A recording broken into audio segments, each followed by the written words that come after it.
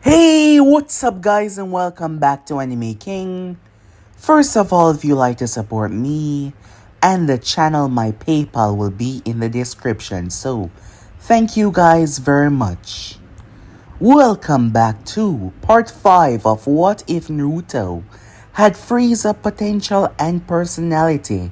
Remember to get this one too. 100 like as usual. Share this to all of your friends on your social media platform. And also, guys, if you're new, yes, I indeed have 3 more channels, which I post what if on every single day for you guys to enjoy.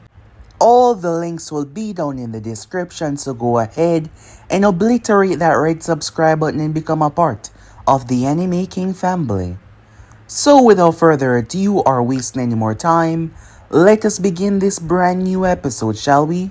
Start the intro.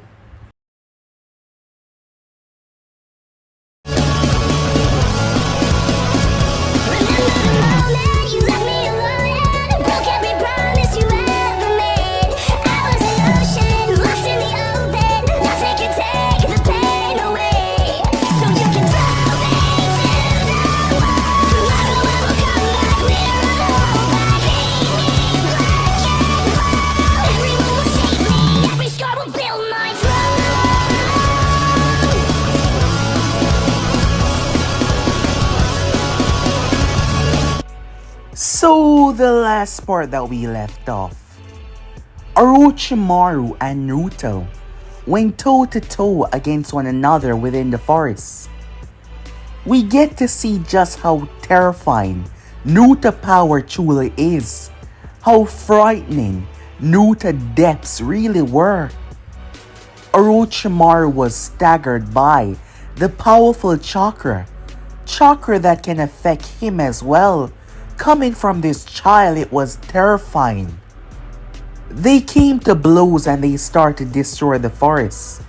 Naruto using techniques that startled the Sannin. Uncle Midarashi, feeling the fluctuation of power that should not be within the forest, decided to check it out. She interrupted the battle, jumping in front of Naruto, telling him to leave. Unfortunately for her though, she got stabbed. Her life ended just like that. Naruto gave Orochimaru a compromise. His own chakra on her corpse. Turn him in if he desired, or they can make a deal. The Sannin questioned Naruto through desire, as Naruto was rather cagey on anything else than simply helping him bring the village down to its knees. After all, they'd been nothing but horrible to him. But neither of them trusted one another, but the both of them possessed the skills and strength that each other can use. Thus, they became partners for the time being. Upon arriving towards the tower, Naruto came face to face with Gaara. His words tempting, manipulative. Gaara started to be affected by Naruto's words, telling him that despite believing that he was free, he was nothing but a bird in a much larger cell that he could not see. The words affected Gaara more than he thought. The preliminaries were nothing against Naruto. His opponent stood no chance, however. The brutality wasn't there that much. Naruto simply showing that he was strong but never really showing his true potential. Everyone was given 1 month. 1 month to train. 1 month to get better. Jiraiya finally revealed himself to Naruto, with Naruto speaking on who he was. The people of Konoha, their opinion changed on him. Their views on him seemed to take a drastic twist. Enemies from outside were sending numerous spies here to see what the son of the fort was capable of. After all, the news was spreading rather wild, like fire. Jiraiya demanding to know what was up with him, demanding to know what was going on. But Naruto was quite aware that Jiraiya has been tapping into his business from the outside, has been gathering information. The Sanin want to know Naruto view on the populace of Konoha, believing that it was extremely bad. But Naruto answered every single one of his questions, speaking to Jiraiya with a rather serious gaze. Why he disliked the people? Because they were nothing but parasites who only focus on what was going on, the view of another. Jiraiya tried to assuage Naruto that they were still citizens of the village, and he was still a shinobi. It was what he signed up for. While that was going on, Haku had to freeze a shinobi completely, because his words were not in favor of their true leader. It did not take too long for Naruto to finally make his way towards where they were all gathered. Haku, gathering a large sum of individual. She's been out of the village, but she hasn't been doing small work. Gato was also a part of this. Well, his money.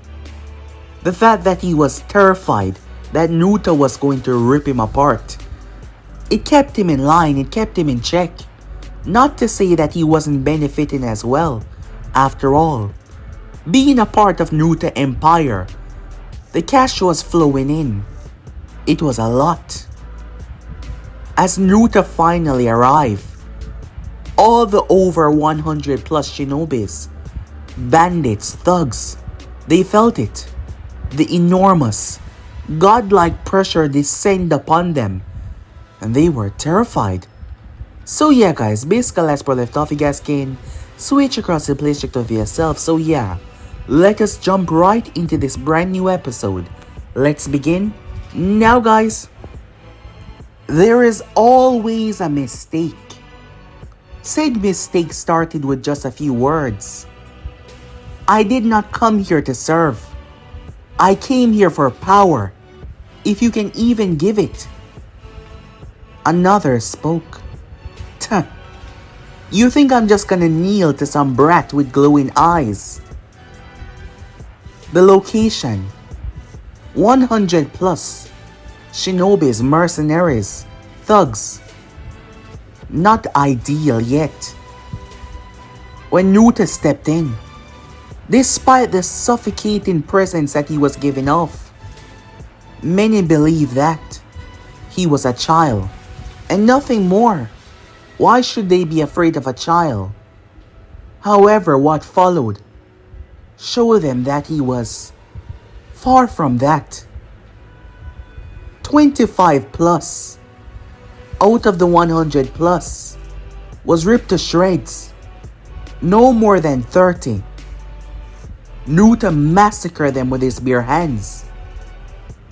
They tried to fight back. However, his aura was to weed out the weak from the strong. Naruto butchered them. This was also a sign to show them that he wasn't someone to be trifled with. Haku stood there, her arms at her side, calm as she watched. The others petrified, afraid that they will die next. The two that had spoken was quiet, being lucky enough to survive the onslaught as they stood there absolutely speechless. Finally, Naruto looked towards the remaining members. Consider that my introduction. His glowing eyes piercing through the darkness that was there. His very presence seemed to command this darkness that swallowed their entire being. His voice went through their very soul and mind. Listen very carefully, he said. Because the words I speak from now on, they shall be your future, he said to them. In this world, there is only one thing that truly matters. It's not love. It's not money. It's not pride or any of that. The only thing that truly matters in this world is power. Naruto said. And while you selective ones are still drastically weak compared to the vision I have, In you all I see room for improvements. They, on the other hand, they lack the strength. They lack what makes them better. They lack the ideology to truly be great. However, you people, he said, stepping towards them, I can see deep within your souls. That is why, uniting under me, you will wield strength beyond your imagination. You will not crawl in the shadows like mercenaries. You will not beg like starving dogs at your nation table. You shall rise. And as I rise, so too shall you. The elemental nation, it will bow. They will kneel, just as you have. And when they do, you shall be their new masters, their new rulers, their new nightmares. This is not mercy that I give upon you. It is an invitation to supremacy. Bow down to me and serve me, and I will show you what it means to hold power over this world. Defy me, and your insides will decorate the floor, just like the others. He spread his arms, smiling towards them, radiating a smug confidence, equal part terrifying and extravagant. Their silence, in awe, locked in on the person that was in front of them. Now tell me, who among you will swear loyalty to your future king? One by one, they started to bow, as Haku also took a knee as well, causing Naruto to smile. His empire was just growing. This was just the start. Time skip. There wasn't much interaction between the Sannin and Naruto. After Naruto flat out denied his request to aid him, but Jiraiya was persistent.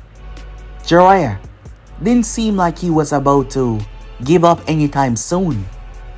But the chunin exam final stage was already coming around, and he had to have trust in Naruto's strength.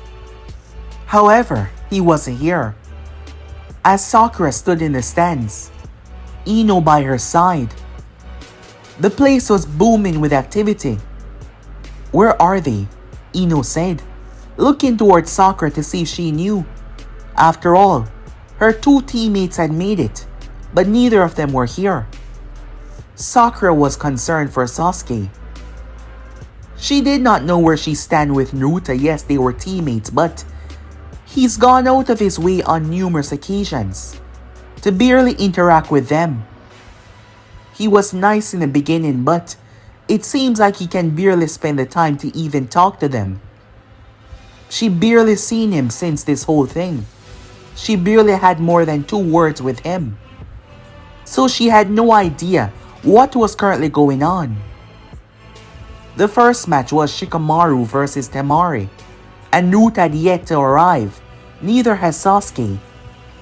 The Kazekage questioned the Hokage on the 2 missing participants. Hiruzen said that they would be here in due time, praying that they would. His conversation with Jiraiya, getting a better insight on Naruto.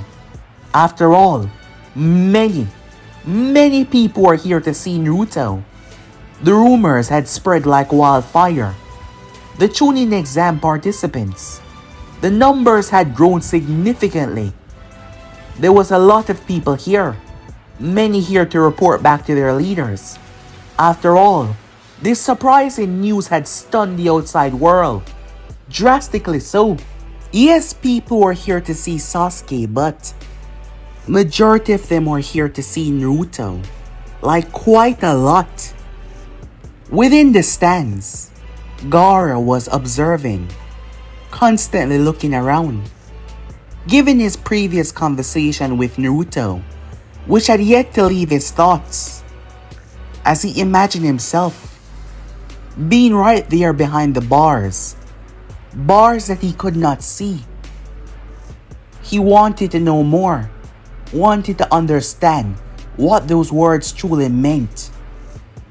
Because he refused to accept them. He was free, but yet he was being told that he wasn't. And it was angering him, greatly so. It was pissing him off as he stood there, watching and waiting. But Naruto was nowhere to be seen. Neji, believing that Naruto decided to, not show up, knowing that fate was not on his side. But as the first match came to an end and Neji made his way down there, the people watched, waiting. They waited and watched, but he was nowhere to be seen. Time was running out. Was he not going to show? Many who were here were, believing that Konoha was simply lying to them. After all these years, using the threat of the fourth Hokage's name to boost their reputation, it was a lie, a husk. All fake just to make Konoha seem better than they actually are. Many people surmise. That was until the sky themselves darkened as an ominous presence swept over the hidden leaf. Chonins, high-ranking jonins, they all felt the immense pressure. Everyone gazing upwards, and they saw him. The people were speechless, shocked beyond their wildest imagination. Was he flying? Many people questioned if they were seeing things. Naruto descended, an entrance that would have the world talking and speaking about his name. He descended upon the battlefield. The atmosphere changing completely to a more somber mood. Everyone was speechless on the matter. Even the proctor took a moment to compose himself, wondering if he was in some sort of illusion. Neji, he fought down the feeling that he was currently experiencing. After all, fate say that he was going to win. The place was quiet. Many watching Naruto with a keen, perfect gaze. All those that were from different villages within disguise. Naruto stopped the proctor when it came to the introduction, saying something to the man. The man changed his tune and said that name, Namikaze. Naruto could see it on their face. The Konoha people already knew, but look at them, trying to show their support, trying to be a good participant for his match, him of all people, that they despised, that they hated. Naruto really could not give a damn, because he did not give a damn about them. He seen what they cheer for, so their opinion mean less than dirt to him. Neji, on the other hand, as the match began, Neji started. It seems you don't understand what is going to happen, he said. Fate has decided that I'm going to Naruto pause. Are you talking to me? He looked towards Neji rather amused. Of course I am. What's this about fate? Fate is going to make you win. I thought you were 100 up there. I guess I was wrong. Neji was insulted. Did he really think that he was mentally ill or something? He will pay for his words. Neji moved in, aiming to end the battle with a single blow. However, it wasn't just the Hyugas that were stunned, but everyone else as Naruto gripped Neji's wrists. It was a very clear thing that fighting a Hyuga up close was a death sentence. But Naruto casually grabbed Neji's wrists. Both of them. There was no hesitation.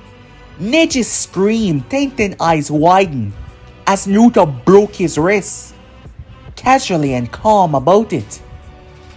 Neji staggered backwards, looking at Naruto, shock, in pain. Naruto then pointed his finger towards Neji. 3 beams rip into him. The force were toned down not to kill, as Naruto loved to play with his prey. Neji collapsed, spitting up blood. The force might have been toned down, but the blunt force was still enough to cause drastic pain. Naruto stepped towards him, grabbing Neji by his hair, lifting him with one hand. Their faces were inches apart. What were you saying about fate? Was it fate for you to be in this compromising position right now, said Naruto. He rested a hand on Neji's chest. A beam of chakra slammed into Neji, launching him through the wall. He broke into it. He was done, that was clear. Neji was barely conscious as Naruto pulled him out by his leg, lifting him with his tail made of power. Naruto looked at him.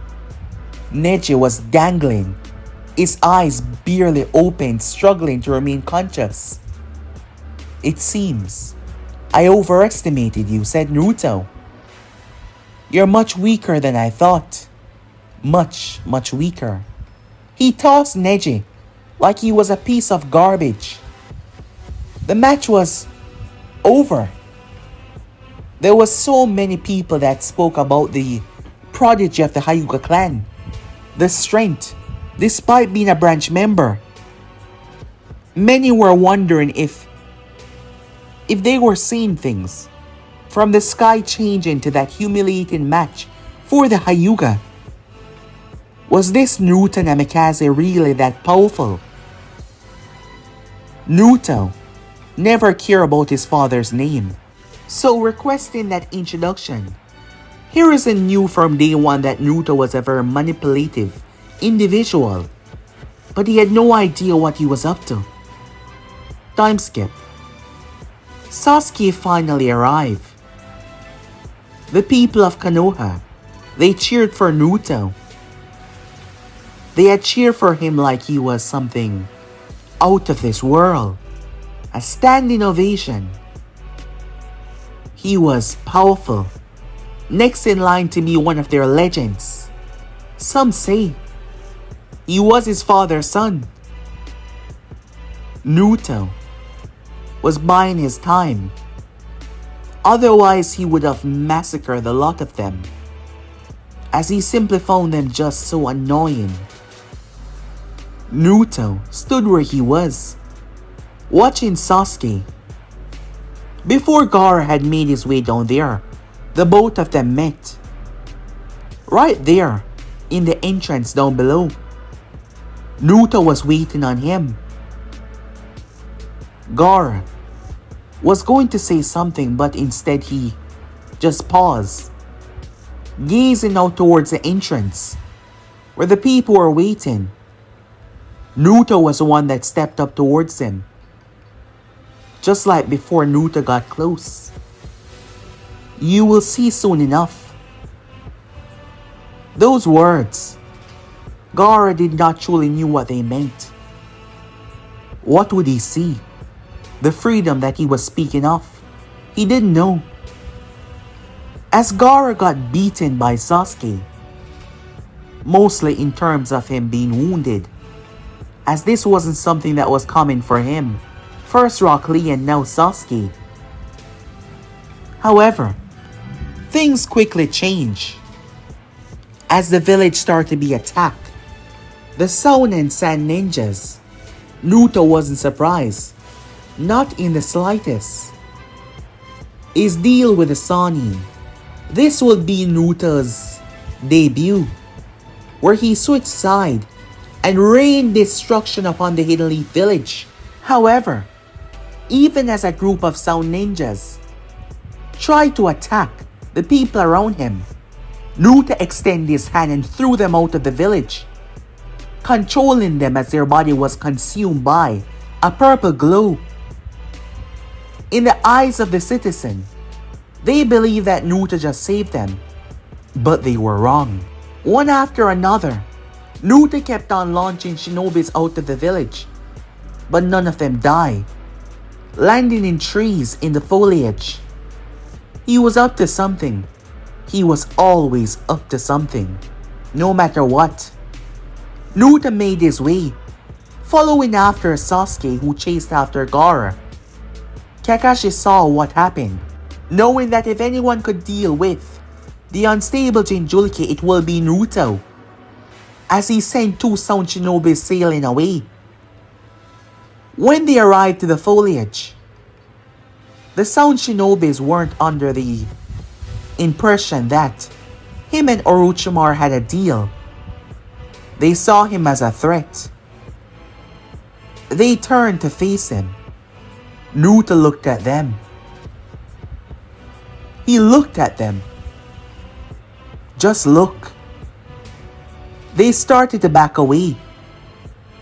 All of that force, all of that sensation. Their bodies tremble, terrified. Despite their loyalty, despite their fear, they felt like they were gazing into hell itself, and they ran away. Naruto calmly made his way, even as he felt Gaara bloodless, even as he felt Sasuke chakra depleting. He saw Kankuro, looking worried, Temari, unconscious. She had tried to stop Gaara. Kankuro was holding his sister. What the hell? Kankuro said as Naruto walked past him. He did not even notice. Not in the slightest. Gaara saw Naruto. Gaara was half mutated. So you're finally here. Come to play with my mind once again. Telling me about your bullshit. About your freedom, Gaara said. It seems like my words affected you more than you thought. But I'm not here for that. I'm here for something else. Oh, and what's that? Naruto blasts a hole through Gaara's stomach before blasting one through his shoulders. Gaara dropped. Shock. As he fell down, Naruto kicked him so hard he was sent far, far, far away from them. His body tearing through trees, creating a trench. Sasuke, struggling to get to his feet. I didn't ask for your help. Naruto turned towards him. He gripped Sasuke by the throat. The Uchiha, confused, struggling to pry Naruto's hand off him, but Naruto kept on squeezing and squeezing and squeezing and squeezing and squeezing until Sasuke passed out.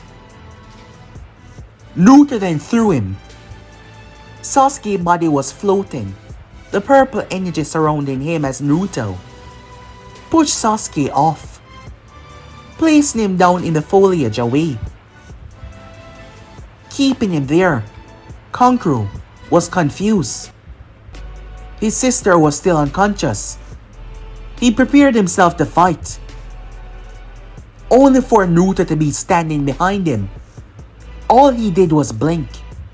If I wanted you dead, trust me, you would be dead, said Naruto as he held the puppet, Kankuro's favorite puppet head, within his hand. Kankuro was startled as Naruto crushed it. Turning his gaze, the fully grown Shikaku was on full display. Naruto flew towards the giant beast, actually flying. Naruto wasted no time. The first transformation, tapping into the second immediately afterwards. Shikaku felt it, the monstrous power booming. The tail beast gazed downwards as Naruto floated upwards though, so they could be on the same level. Gaara was asleep. You are different from the others, Shikaku said, but I will enjoy killing you nonetheless. He swung his massive hand. only for Naruto to create a purple disc and throw it. It was much too small to cause Shikaku much damage, until it expanded and sliced the arm clean off. Shikaku raged at Naruto as he took in a breath, firing powerful wind and sand. Naruto flew through it, crashing into Shikaku's entire body, surging with a purple energy. Naruto kept on pushing until he burst right through the beast. Due to the special properties of Shikaku, and the body still being connected to Gaara, the damage was not that great. The pain was there though. Shikaku was pissed. It turned around swinging its tail, only for Naruto to slice it right off. Naruto kept on blasting Shikaku in the face. He flew forward and sank, a ball made purely from chakra, directly into Shikaku's eyes. Boom! They exploded. Shikaku howled out in rage and anger, swinging around trying to swat Naruto like he's a fly, but Naruto landed on his arm and ran up it, tearing his hand across Shikaku's body. His movements, the power in his fingernails, causing discharge that exploded, reducing Shikaku's massive arm to nothing but chunk of sand as Naruto jumped off. Landing on the ground, he looked up towards the beast, swinging around confused and enraged. Naruto smiled to himself. As interesting as this is, the tide of the war is changing. Naruto immediately started to change once again, transforming into his third transformation. His power, the control, was drastically increased. You could see the difference immediately. His chakra fully coated his skin, like a flowing armor made from water. His control was increased to the point that he can weaponize every single droplet of chakra that was coming from him. Physical blows feels like mountains dropping down. His power significantly greater. His reserves deeper tapping in. His eyes, the glow within his eyes seemed to show the very extension of his being, as if looking into the space and beyond. Naruto flew upwards. He placed his finger out. A ball generated right in front of it. Shikaku's eyes had regenerated. When the beast opened them fully, he was astonished, terrified. Naruto launched the attack. No hesitation, no remorse. His desire wasn't to kill Gaara. However, the amount of force, every single participant in Konoha and beyond, within the land of fire felt it. A drastic explosion that erased half of the forest. Just like that. Half of the forest that was there, protecting Konoha as a surrounding fortress, was just wiped away like it was nothing. Showing the amount of control Naruto had, Gaara collapsed on the ground. The tail beast reverting back. He woke up. Naruto slowly made his way towards him. Gaara extended his hand, but his hand, Naruto stepped on it. Gaara looked up defeated. Why? Why can't I kill you? I was supposed to be unstoppable, he said. Naruto smirked, hands behind his back. His tone was mocking yet gentle. Unstoppable? Oh Gaara, you're not unstoppable. You're just pitiful. He leaned down and whispered, all that power, all that rage, and still you lost. Do you know why? Shut up, Gaara said, glaring at him, no longer wanting his ideology, no longer wanting his thoughts, his words. But Naruto still gave it to him. Because deep down, you don't believe in yourself. You only believe in the monster inside of you. You think the sand protects you because you're weak. You think killing makes you strong because you're afraid that you are nothing. Gaara was angry by the words, but Naruto kept on going. And the truth is, you are nothing. You're a scared little boy, hiding in the corpse of a demon. The smile on Naruto's face stretched. As panic started to set in, realization hit Gaara like a ton of bricks falling on his chest. Tell me, Gaara, when you kill, when you paint the ground red, does it make you feel alive? Yes, it does. But tell me, does the feeling ever truly last? Does the silence always come back? The emptiness? The hole in your chest that not even Shikaku can fill? Gaara trembled as Naruto got closer. I told you before, you're chained. You're never truly free, Gaara. You're a slave to your hate. A slave to the beast inside of you. A waste. A slave to your loneliness. Gaara started to pull in on himself. Naruto's words were affecting him more than anything. Starting from the beating, where Naruto dominated him with his power.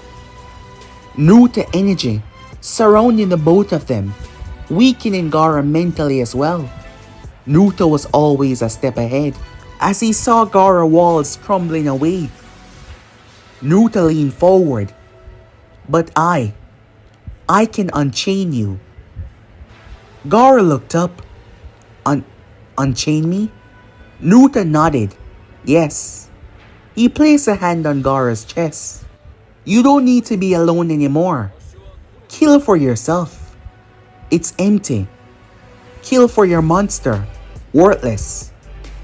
So kill for me then. Kill in my name. Kill for my sake. I can make you more than a simple vessel. More than a weapon. I can make you chosen, said Naruto. Gaara looked up, his voice trembling. Having never been put in a state like this for a very long time, he felt like a child once again, seeing his uncle dead by his own hands. As he looked up towards Naruto, he asked why. Why would you, he said. Naruto grinned, stretched even more. Because I like broken things. They're easier to rebuild into something spectacular. Something unblemished. Something beautiful. The aura, the energy, it was smothering Gaara. As Naruto smiled down towards him. Rise, Gaara. Not as a slave to Shikaku. Not as a weapon to the sand. But as mine. Follow me, and I will give you strength, freedom, purpose. Defy me, and I will crush you until you beg for mercy. Gaara looked up, trembling, feeling like he was suffocating, feeling like there was no purpose except for that hand in front of him. So he took it. And the moment he did, the feeling vanished away. He felt so light. Was this the way? Was this the purpose? Naruto smiled. Good boy, he said. Something shot through Gaara, immediately knocking him unconscious. Gaara's body started to glow, a faint purple glow like Naruto's energy. Naruto picked him up. His chakra came to life, creating a duplicate of himself. Naruto handed Gaara over towards them. You know what to do. The both of them split apart as Naruto flew through the sky. Arriving, Naruto saw the barrier that kept the Hokage inside. Naruto flew downwards and landed on the roof. The Anvus immediately saw him. Seeing what happened earlier to one of their own when they tried to touch it, They tried to warn him. Wait, don't! Only for Naruto to thrust his hand out. A bright light encompassed the area.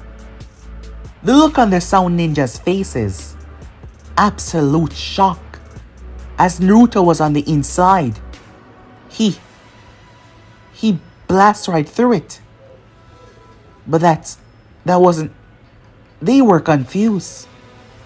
Hopping from tree to tree that was created by the first Naruto arrived to see. There was a massive dome inside of pure darkness. Technique courtesy of the second Hokage. Meanwhile, on the inside, Hiruzen was being hit from left to right. The two Hokages moving within the shadow. Hiruzen knew that he had no other choice. As Naruto stood there and watched, simply observing, the Hokage was able to free himself, sealing away the first and the second at the cost of his own life. He started to pull Orochimaru's soul out of him. Yes, he was pulling out Orochimaru's soul. Orochimaru struggled to keep it at bay. He used the sword, stabbing Hiruzen through the back. However, Enma gripped onto it, trying to stop it until Naruto's feet crushed Enma's skull, killing the summon almost instantly. As Naruto looked down, pathetic monkey, he said. The look on Hiruzen's face, shock, disbelief, followed by pain as Naruto severed his arms. He could not release them due to the jutsu. Naruto severed them, returning Orochimaru's soul. But the process did a number on him as he collapsed down to his knees.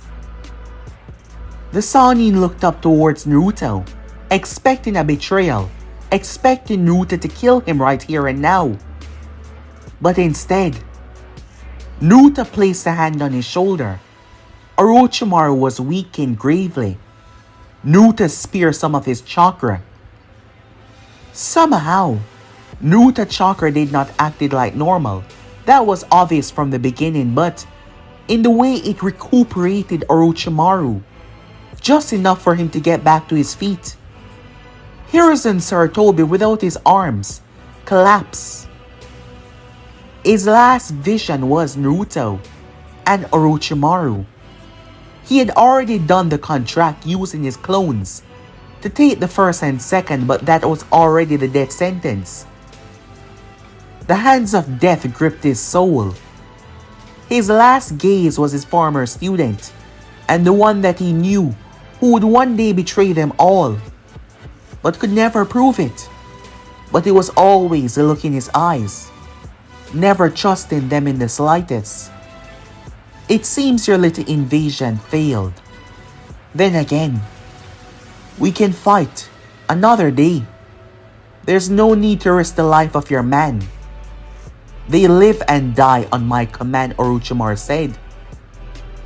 As he looked towards Konoha, weighing his options.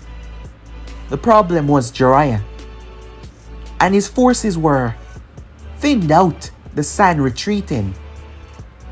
Still trying to prove that he was in charge, fine. He looked towards Naruto. I felt your power. And the one-tailed Jinchuriki, what happened to him?